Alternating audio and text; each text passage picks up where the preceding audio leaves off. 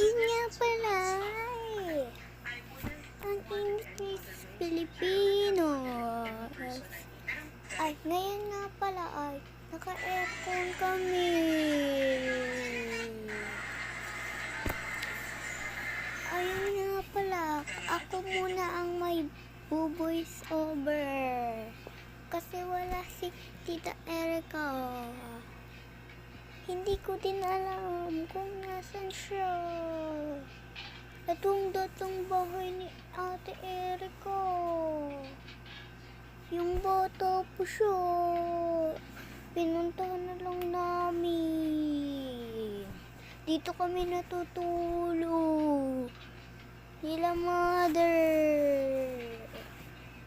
Yung kuya ko nga, nag-cellphone nga dyan. Kaya yun yung bahay nila Ate Erica Pineda dati. Makakahinamot tayo. Hindi ko alam kung from this to this.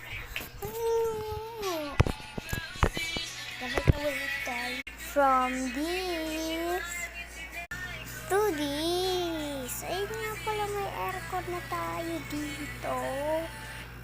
Yan. Ayan na. Bye-bye na. Kung napanood nyo to Ate Erica Pinedo.